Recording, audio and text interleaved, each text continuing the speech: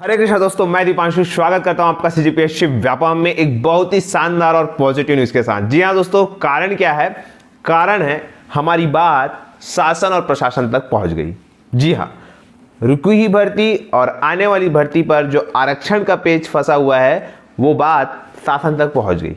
इसी संबंध में आज कल जो है वो मंत्री जी से सवाल किया गया और मंत्री जी ने इस पर बहुत ही तत्परता से जवाब दिया और कहीं ना कहीं ये एक कहा जा सकता है कि अंधेरे में उजाले की किरण कहा जा सकता है, क्योंकि अभी वर्तमान में आपके पास कोई चारा नहीं है बातों पर विश्वास करने से। निगेटिव चीजें तो बहुत है सोचने के लिए, परंतु पॉजिटिव चीज ढूंढिएगा, क्योंकि पॉजिटिव चीज आपको कहीं नहीं मिलेगी। इसी वजह से जो चीजें मंत्री जी ने कही है वो कहीं ना कहीं आगे जैसा भी हो हम नहीं जानते, लेकिन हाँ, मंत्री जी ने जो कहा है वो पॉजिटिव नजर आ रहा है। इस संबंध में एक बहुत ही सकारात्मक है, क्योंकि हमने कंटिन्यू इस मुद्दे को उठाया कि भाई आरक्षण के कारण ना भर्तियां आ रही है, जो भर्तियां रुकी हुई है उस पर आदेश जारी नहीं किया जा रहा है। इस संबंध में बहुत सारी जो बातें हैं हमने कंटिन्यू जो है वीडियो के माध्यम से बताई है, तो ये जो है शासन प्रशासन तक पहुंची है। साथ में कहा जा रहा है कि जो नियमित करने वाला विषय है संविदा कर्मचारियों को, उनके विषय में भी जो है मंत्री जी ने बयान दिया है, क्योंकि उन लोग भी जो है जो संविदा कर्मचारी उन लोग भी हड़ताल कर रहे हैं या कुछ कर रहे हैं। इसी वजह से वहाँ पे मंत्री जी ने बकायदा उनका बयान दिया है। हम उस पर पूरी बातों पर विस्तारपूर्वक चर्चा करेंगे। तो सबसे महत्वपूर्ण बात होता है कि आप लोग पॉजिटिव किस ओर देखते हैं। इसमें से बहुत सारे लोग इसमें से कहीं ना कहीं ऐसे होंगे कि जो एक हताश हो जाते हैं, और जाहिर सी बात है ये हताशा आना कॉमन सी बात है। कॉमन सी बात इसलिए है क्योंकि लास्ट भर्ती जो है नॉर्मल ग्रेजुएशन वालों के लिए अगर हम बात करें तो मार्च में निकला था। इसके बाद कोई भी भर्ती नहीं निकली। तरह तरह की बातें आई, तरह तरह की चीजें आई, और आप सभी को यह बताना चाहूंगा कि बहुत ही सकारात्मक खबर मिल रही है। जी हाँ दोस्तों, भर्तियों के संबंध में हमें जो जानकारी मिल रही है वो बहुत ही सकारात्मक है, और वो सकारात्मक आपको मंडे पॉजिटिव न्यूज के रूप में देखने को मिलेगी। आज बहुत सारे लोग ने हमें 2-3 दिन पहले कहा था कि आज जो है संडे है और संडे को सर लाइव आइएगा और कुछ जो सवाल है अभ्यर्थियों के वो पूछेंगे। तो इस संबंध में आप सभी को बताना चाहूँगा कि आज जो है हमें थोड़ा सा बाहर जाना पड़ रहा है, और लगभग अगर हम लाइव आते हैं तो 6 या 7 बजे के आसपास लाइव आएंगे। अगर आप लोगों का जो सवाल है तो आप लोग वहाँ पे लाइव आके पूछ सकते हैं। लेकिन कल का वीडियो बहुत ही महत्वपूर्ण होने वाला है पॉजिटिव न्यूज़ के दृष्टिकोण से, क्योंकि जो खबर आ रही है वो ऐसी खबर है जो आपको इतना बता सकता हूं कि तैयारी करने पर मजबूर कर देगी। जी हाँ दोस्तों, क्योंकि आप सभी अभी इतने नकारात्मकता से होके गुजर रहे हैं, स्वाभाविक सा है कारण, क्योंकि अभी तक भर्तियां नहीं आई हैं और कहीं ना कहीं 2 साल तो कोरोना में बीत गए। उसके 2 साल पहले जो भर्तियां आना चाहिए उस मात्रा में वो नहीं आई, और जाहिर सी बात है आपने 2021 में अगर आप बात करें तो मंडी निरीक्षक से चीजें चालू हुई थी। मंडी निरीक्षक पहला पेपर हुआ था नॉर्मल ग्रेजुएशन वालों के लिए। उसके बाद फिर चीज़ें आगे बढ़ी और फिर एक दिन में एक संडे में 2 पेपर होना स्टार्ट हुआ, और फिर वही चीज़ें चलते चलते जनवरी, फरवरी और मार्च और अप्रैल में आके रुक गई। अंतिम पेपर ऐसे देखा जाए व्यापम की तरफ से तो वो सब इंजीनियर, और उसके बाद एक पेपर और भी हुआ था मार्च में ही, जो वन विकास निगम, लेकिन वन विकास निगम लिमिटेड वाला भर्ती तो निरस्त हो गया। यहाँ पे बहुत सारे लोग थोड़े निगेटिव हो जाते हैं कि क्या ये भर्ती निरस्त होगी तो क्या अन्य भर्तियां नहीं? ऐसा नहीं है। अन्य भर्तियों के निरस्त होने का कारण ही नहीं होता, क्योंकि उन्होंने ऑटोमेटिक उस प्रोसेस को रोक दिया है। तो प्रोसेस को रोका है तो जब तक आरक्षण का मामला क्लियर नहीं होगा वो चीज़ें आगे जो है नहीं होंगी। जब आरक्षण का मामला क्लियर हो जाएगा तो वो चीज़ें आगे क्लियर हो जाएगी। इसी संबंध में आज सबसे पहले आप क्लिप देखिए, रिपोर्ट देखिए कि मुख्य जो हमारे मंत्री जी है, जल संसाधन मंत्री, उन्होंने क्या कहा। क्योंकि जल संसाधन विभाग में भी 382 सब इंजीनियरों की नियुक्ति अटकी पड़ी है, और उस विभाग में तो और कर्मचारियों का अभाव है, खासकर सब इंजीनियर। तो वो विभाग भी चाह रहा है कि भाई भर्तियां हो, हम काम किससे ले, काम इतने हैं कि काम करने के लिए कर्मचारियों का अभाव है। इसी वजह से विभाग भी चाह रहा है, सरकार भी चाह रही है, पर आखिर आरक्षण गले की फांस बन गई है। बात यह है कि भर्ती नहीं हो पा रही है, ना रुकी हुई भर्ती हो पा रही है, पोस्टिंग ऑर्डर यहाँ पे नहीं हो रहा है।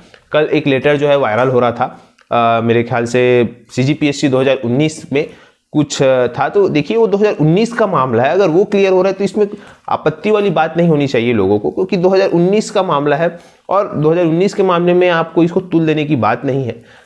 रही बात आने वाले समय में जो भर्तियां होंगी वो शानदार होगी और बहुत सारी चीजें थोड़ी सी सकारात्मक हुई है वर्तमान दृष्टिकोण से। अब ये आपका नजरिया है कि आप इसको चुनावी जुमला करके बोले या कुछ भी बोले, लेकिन भाई फायदा तो बेरोजगार का आने वाले समय में होगा। भले बेरोजगार उसके तकलीफ के दिन आशा है कि धीरे धीरे कम होंगे, क्योंकि पिछले बार जब मंडी निरीक्षक से भर्तियां चालू हुई थी तो बेरोजगारों को थोड़ा राहत मिला था, क्योंकि कोरोना का समय था, और अब थोड़ा सा और राहत मिलेगा। इधर जब जैसे जैसे चुनाव आते रहेगा आपको थोड़ा राहत मिलते जाएगा। वैसे आपको बताना चाहूँगा चुनाव में अगले साल जो है अक्टूबर महीने में लगभग जो है आचार संहिता लगने वाली है, और आपके पास समझना चाहिए आप सभी को कि व्यापम जनवरी, फरवरी, मार्च, अप्रैल, मई, ये सिर्फ 5 महीना जो है व्यापम एग्जाम लेगा।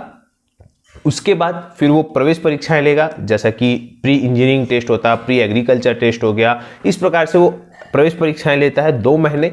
तो जुलाई और जून और जुलाई जो है ये इसमें चला जाता है प्रवेश परीक्षा में, फिर चालू होता है अगस्त, सितंबर और अक्टूबर। मान के चलिए ये 8 महीना ही है आपके पास जो जहां पे वैकेंसियां व्यापम के माध्यम से निकलेगी। उसके बाद फिर आचार संहिता लग जाएगा, फिर चुनाव होगा दिसंबर तक, जो है नई जो भी सरकार है वो बन जाएगी, और उसके बाद फिर वहीं पे आप देखेंगे मई जून के आसपास वहां पे फिर लोकसभा मतलब केंद्र में चुनाव होगा, फिर वहां पे आचार संहिता लग जाएगी।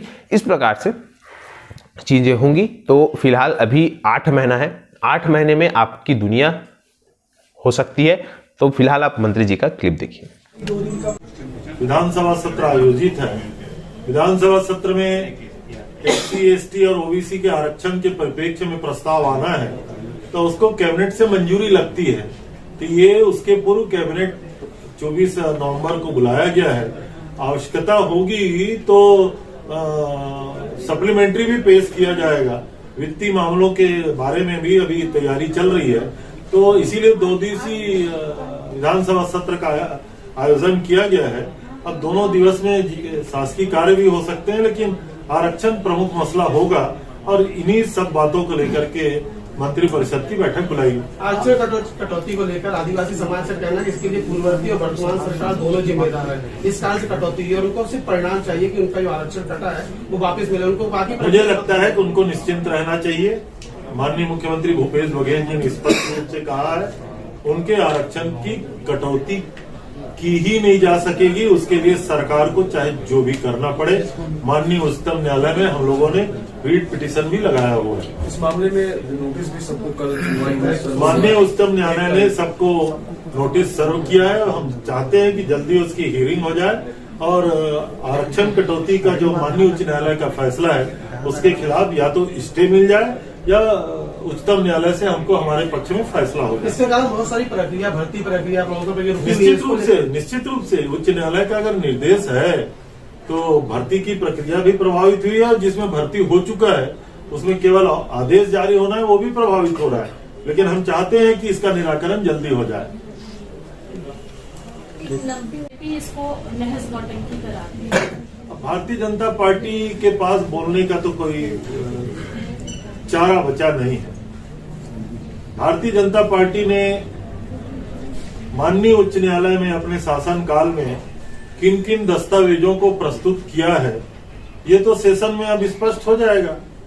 आप 2001 के सेंसस के आधार पे अगर रिपोर्ट सबमिट किए हैं तो किस आधार पे माननीय उच्च न्यायालय फैसला करेगी, और आज जो उच्च न्यायालय का फैसला है उसका मुख्य रूप से दोषी तो भारतीय जनता पार्टी की हुकूमत में प्रस्तुत किए गए दस्तावेज हैं।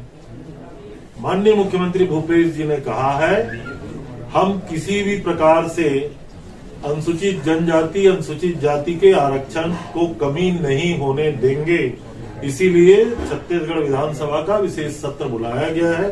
विशेष सत्र में उनके आरक्षण के पक्ष में हम सरकार की ओर से जो भी प्रस्ताव आएगा और उसके वो अनुरूप आने वाले समय में छत्तीसगढ़ में आरक्षण की व्यवस्था होगी। 24 तारीख को कैबिनेट। इसके बाद मंत्री जी ने संविदा कर्मचारियों के लिए कहा है, वो क्या कहा है आप उनका क्लिप देखिए।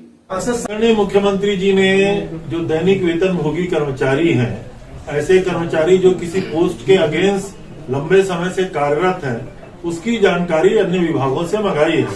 तब अनियमित कर्मचारियों को भी इस बात का भरोसा हो चला है कि आने वाले समय में उनके पक्ष में भी फैसला हो जाएगा।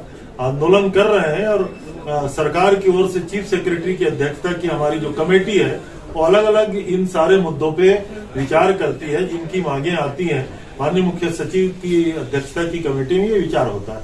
8 लाख तो आशा करता हूँ वीडियो आपको अच्छा लगा होगा। वीडियो अच्छा लगा तो आप इसे ज़्यादा से ज़्यादा लोग तक शेयर करें, लाइक करें, सब्सक्राइब जरूर करें। वीडियो देखने के लिए आप सभी का बहुत बहुत धन्यवाद। आप सभी स्वस्थ रहे, मस्त रहे और पॉजिटिव रहे।